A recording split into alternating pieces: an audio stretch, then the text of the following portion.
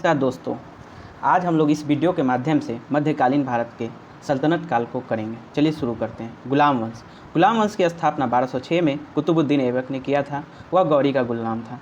गुलाम को फारसी भाषा में बंदगो कहा जाता है तथा इन्हें सैनिक सेवा के लिए खरीदा जाता है। कुतुबुद्दीन ऐबक ने अपना राजाभिषेक 24 जून 1206 को किया था। कुतुबुद्दीन ऐबक ने अपनी राजधानी लाहौर में बनाई थी।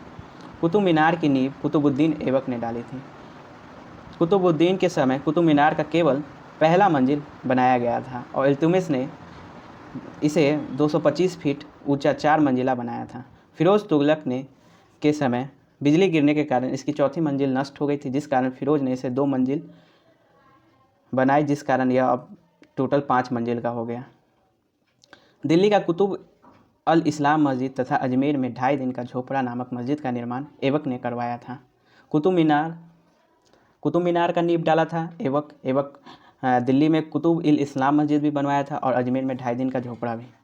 कुतुबुद्दीन ऐबक को लाखों का दान देने वाला भी कहा जाता है। प्राचीन नालंदा विश्वविद्यालय को ध्वस्त करने के कारण ऐबक के सहायक सेना नायक बख्तियार खिलजी था।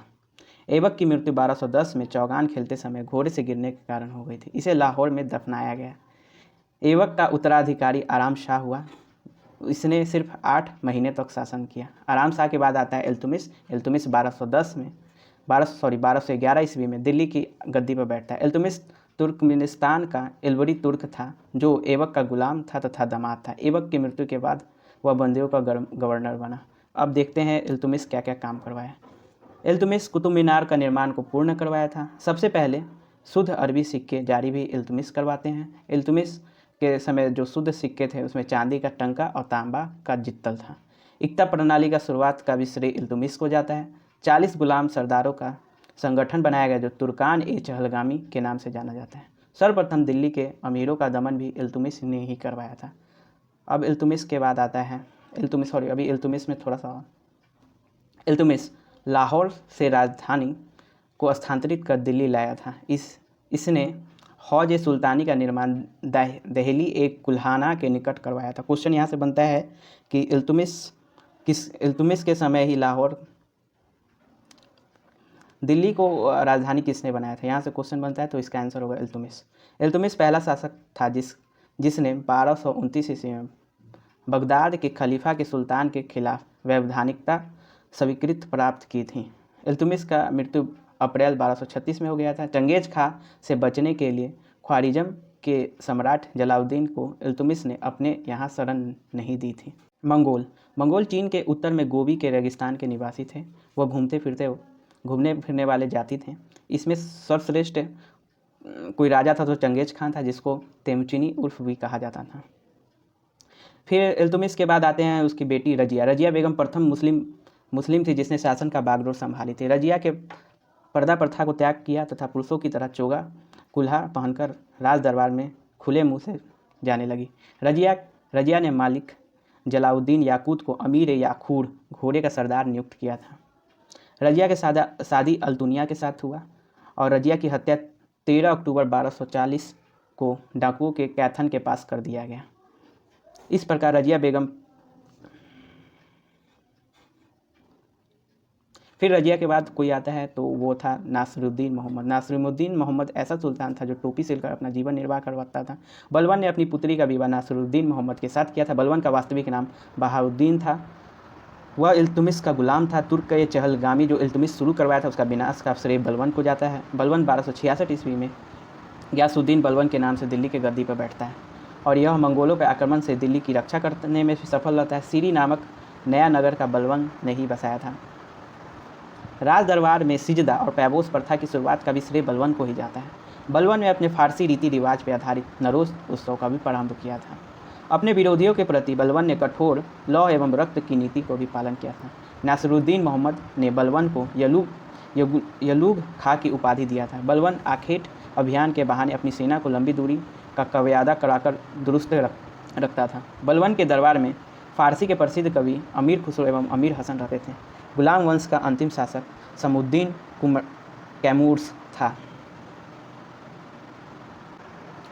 दिल्ली सल्तनत के क्रम में हम लोग सबसे पहले गुलाम वंश को कवर किए हैं। अब गुलाम वंश के बाद आते हैं खिलजी वंश। खिलजी वंश 1290 से 1320 ईस्वी तक रहते हैं। गुलाम वंश के शासन के समाप्त कर 13 जून 1290 को जलालुद्दीन फिरोज खिलजी ने खिलजी वंश की स्थापना की। इसने किलो खरी को अपना राजधानी बनाया।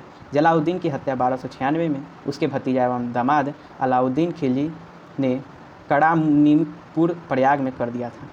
22 अक्टूबर 1296 में अलाउद्दीन दिल्ली का सुल्तान बना। अलाउद्दीन का बचपन का नाम अली एवं गुरसाप था। अलाउद्दीन खिलजी ने सेना को नगद वेतन देना तथा अस्थायी सेना की नींव रखी। क्वेश्चन बार बार आता है यहाँ से कि सेना को नगद वेतन, अस्थायी सेना का नींव, घोड़े दागने तथा सैनिक का हुलिया दिखाने की प्रथा किसने शुरू की थी? तो अलाउद्दीन खिलजी थे। दिल्ली के शासकों में अलाउद्दीन खिलजी के पास सबसे विशाल अस्थायी सेना थी। घोड़ा दागने एवं सैनिकों की हुलिया लिखने की प्रथा की शुरुआत अलाउद्दीन खिलजी ने ही की थी। अलाउद्दीन खिलजी ने भू राजस्व की दर बढ़ाकर उपज का 1/2 भाग अर्थात 50% कर दिया था। इससे खम्स मतलब लूट का धन में से सुल्तान का हिस्सा 1/4 भाग से के स्थान पर 3/4 भाग कर दिया था। इसने व्यापारियों से बेईमानी रोकने के लिए कम तौलने वाले व्यक्तियों के शरीर के मांस काट लेने का आदेश दिया। इसने अपने शासनकाल में मूल्य नियंत्रण प्रणाली को दृढ़ता से लागू किया। दक्षिण भारत में विजय के लिए अलाउद्दीन ने मलिक कफूर को भेजा। अब अलाउद्दीन खिलजी का क्या क्या रचना है देख लेते हैं। जमायत खाना मस्जिद, अलाई दरवाज़ा, सीरा का किला और 1000 खंबा महल का निर्माण अलाउद्दीन खिलजी ने ही करवाया था।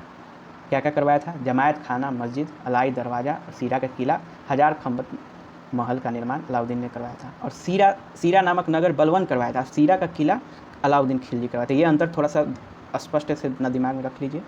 आगे चलते हैं। अलाई दरवाज़ा को इस्लामिक वास्तुकला का रत्न कहा जाता है। दैवीय अधिकार के सिद्धांत को अलाउद्दीन ने ही चलवाया। सिकंदर ए शानी की उपाधि स्वयं अलाउद्दीन खिलजी ने ही ली। सिकंदर ए शानी की उपाधि से स्वयं को अलाउद्दीन खिलजी ने विभूषित किया था। अलाउद्दीन ने मालिक यकूत को दीवाने रियासत नियुक्त किया था। अलाउद्दीन द्वारा नियुक्त परवाना नसीब नामक अधिकारी को वस्तुओं की परमिट जारी करने का कहा। सहाना ए मंडी और सराय ए अदल। सहाना ए मंडी क्या है? यहाँ खदानों की बिक्री हेतु लाया जाता था। सराय ए अदल मतलब क्या होता है?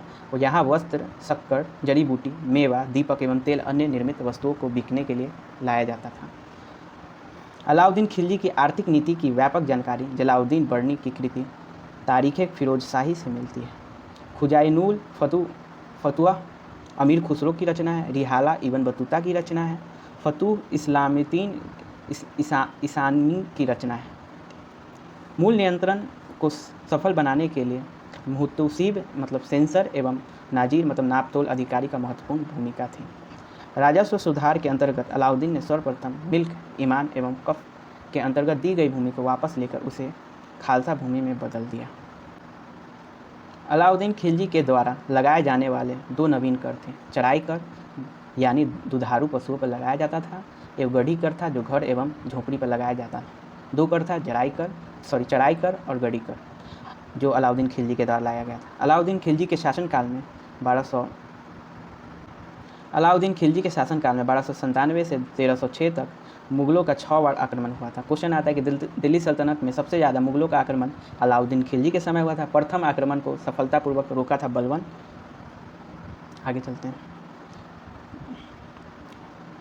कुतुबुद्दीन मुबारक खिलजी 1216 को दिल्ली के सिंहासन पर बैठा।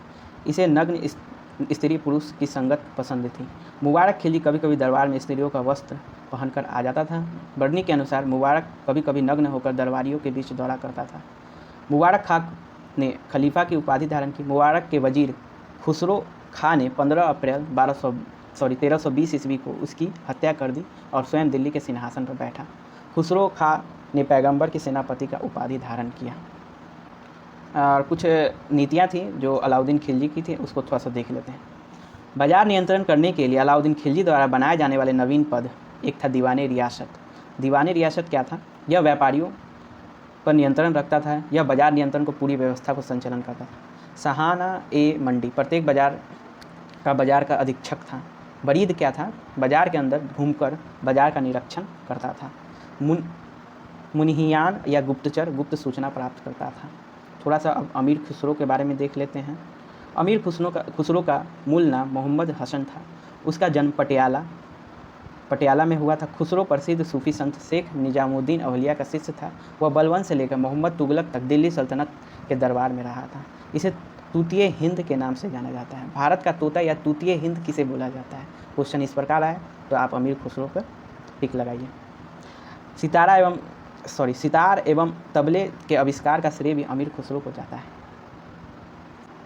दिल्ली सल्तनत के क्रम में सबसे पहले हम लोग ने गुलाम वंश देखा, गुलाम के बाद खिलजी वंश, उसके बाद आता है तुगलक वंश। तुगलक वंश 1320 से लेकर 1398 तक रहता है। 5 सितंबर 1320 ईस्वी को खुसरो को पराजित कर गाजी मलिक या तुगलक गाजी गयासुद्दीन तुगलक के नाम से 8 सितंबर 1320 ईस्वी में दिल्ली के सिंहासन पर बैठता है। गयासुद्दीन ने अलाउद्दीन के समय में लिए गए अमीरों की भूमि पुनः लौटा देता है। इसने सिंचाई के लिए कुएं एवं नहरों का निर्माण करा था। संभवतः नहरों का निर्माण कराने वाला गयासुद्दीन प्रथम शासक था। नहरों का निर्माण करवाने वाला सबसे प्रथम शासक कौन था? तो गयासुद्दीन था। गयासुद्दीन तुगलक ने दिल्ली के समीप स्थित पहाड़ियों पर तुगलकवाद नामक का एक नया नगर भी स्थापित किया था। रोमन शैली में निर्मित इस नगर में एक दुर्ग का भी निर्माण भी हुआ था। इस दुर्ग में 56 कोट के नाम से भी जाना जाता है। तुगलकवाद नामक एक नया नगर का स्थापना किसने किया था? गयासुद्दीन तुगलक। कहाँ पे है? दिल्ली में है। इसके एक दुर्ग का रोमन शैली में बनाया गया था जिसका नाम 56 कोट था। गयासुद्दीन तुगलक की मृत्यु 1325 में बंगाल के अभियान से लौटते समय जूना खाद वाले निर्मित लकड़ी के महल से दबकर हो गई थी। गयासुद्दीन के बाद उलुग खां या जूना खां मोहम्मद बिन तुगलक के नाम से 1325 ईस्वी में दिल्ली के सिंहासन पर बैठा। मध्यकालीन में सभी सुल्तानों में मोहम्मद तुगलक सर्वाधिक शिक्षित, विद्वान एवं योग्य व्यक्ति थे। मोहम्मद बिन तुगलक ने अपनी सनक भरी योजना एवं कुरुकृति तथा दूसरों के सुख दुख के प्रति उपेक्षा भाव रखने के कारण स्वप्नशील, पागल एवं रक्त पिशासु कहा जाता था। मोहम्मद बिन तुगलक के कृषि के विकास के लिए अमीर-ए-कोही नामक एक नवीन विभाग का भी स्थापना किया था। क्वेश्चन यहाँ पूछेगा अमीर-ए-कोही क्या है? तो किस कृषि से रिलेटेड है। किसके द्वारा लाया गया था? मोहम्मद बिन तुगलक के द्वारा। मोहम्मद बिन तुगलक अपनी राजधानी दिल्ली से देवगिरी में स्थानांतरित की और उसका नाम दौलताबाद रखा। मोहम्मद बिन तुगलक ने अपने प्रत्येक मलिक के सम्मान में 2 पोषक दिया करता था, एक जाड़े के लिए, एक दूसरा गर्मी के लिए। कहा जाता है कि डाक प्रबंधन के द्वारा मोहम्मद बिन तुगलक के लिए ताज़े फल एवं पीने के लिए गंगा जल मंगाया जाता था। सांकेतिक मुद्रा के अंतर्गत मोहम्मद बिन तुगलक ने कांसा फरिश्ता के अनुसार और तांबा बरनी के अनुसार धातुओं के सिक्के चलाए थे, जिसका मूल्य चांदी के रुपया टंका के बराबर होता था।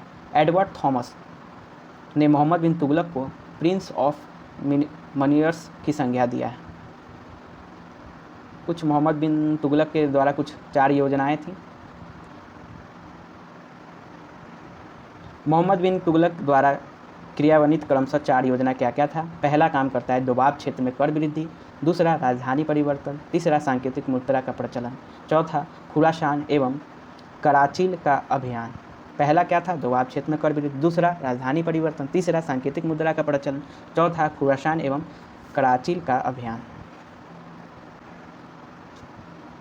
मोहम्मद बिन तुगलक के शासनकाल में दक्षिण में हरियर एवं बुक्का नामक 2 भाइयों ने 1336 में स्वतंत्र राज्य विजयनगर की स्थापना किया था। महाराष्ट्र में अलाउद्दीन बहमन शाह ने 1347 में स्वतंत्र बहमनी राज्य की स्थापना की थी। बहमनी राज हो गया चाहे विजयनगर, किसके समकालीन में स्थापित किया गया था? तो मोहम्मद बिन तुगलक के समय। मोहम्मद बिन तुगलक की मृत्यु पर इतिहासकार बदियौनी लिखते हैं, अंततः लोगों को उससे मुक्ति मिली और उसे लोगों से।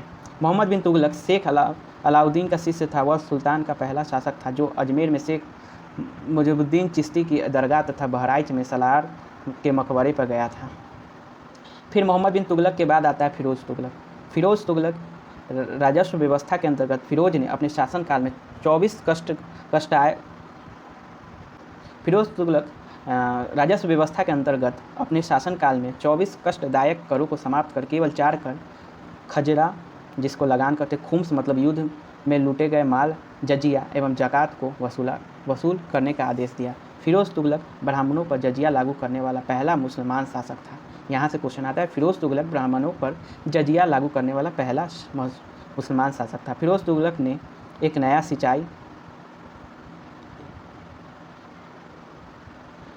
फिरोज़ तुगलक ने एक नया कर सिंचाई कर भी लाया, जो उपज का 1/10 भाग था। फिरोज़ तुगलक ने 5 बड़े नहरों का निर्माण कराया। फिरोज़ तुगलक ने 300 नए नगरों का भी स्थापना की। इसमें हिसार, फिरोजाबाद दिल्ली में, फतेहाबाद, जौनपुर, फिरोजपुर प्रमुख हैं।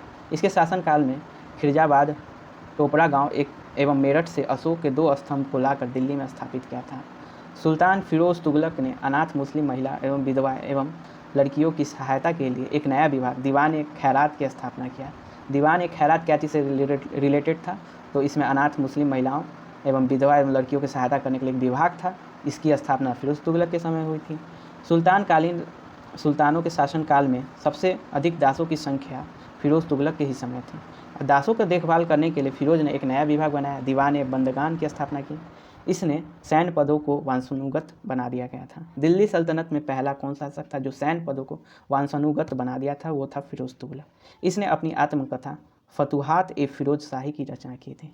इसने जलालुद्दीन बर्नी अथवा शम्स-ए-सिराज हफीफ को अपना संरक्षण प्रदान किया था। इसने अपनी आत्मकथा फतुहात-ए-फिरोज शाही की रचना की थी। इसने जलालुद्दीन बर्नी एवं शम्स-ए-सिराज हफीम को अपना संरक्षण प्रदान किया था। इसने ज्वालामुखी मंदिर के पुस्तकालय से लूटे गए 1300 ग्रंथों में से कुछ फारसी विद्वानों का अफवादीन द्वारा दलाते फिरोज शाही नाम से अनुवाद भी करवाया था।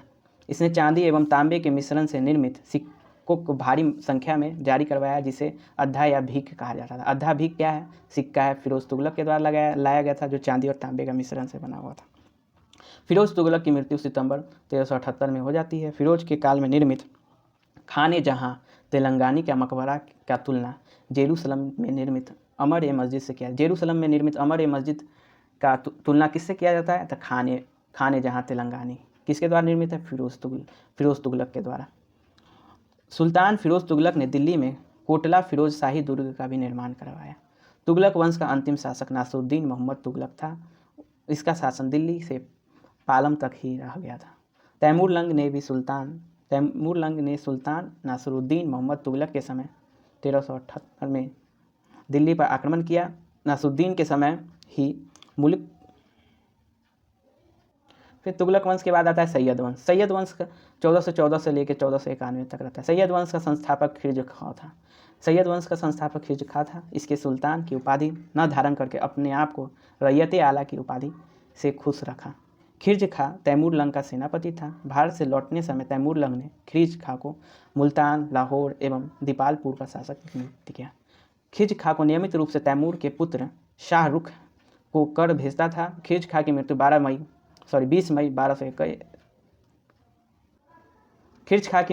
20 मई 1421 ईस्वी में हो गई। खिरज खां के पुत्र मुबारक खां ने शाह की उपाधि धारण की थी।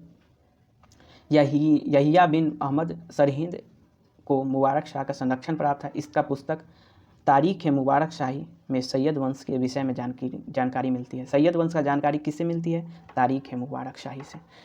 यमुना के किनारे मुबारकबाद की स्थापना भी मुबारक शाह के द्वारा किया गया था। मुबारक शाह के द्वारा मुबारकबाद की स्थापना। मुबारक शाह किससे रिलेटेड थे? सैयद वंश से रिलेटेड थे। सैयद वंश का अंतिम सुल्तान अलाउद्दीन अलाम शाह था। सैयद वंश के शासन करीब 37 वर्ष ही तक रहा, मात्र 37 वर्ष तक रहा। फिर पहले गुलाम आया, गुलाम के बाद तुगलक वंश आया, फिर गुलाम के बाद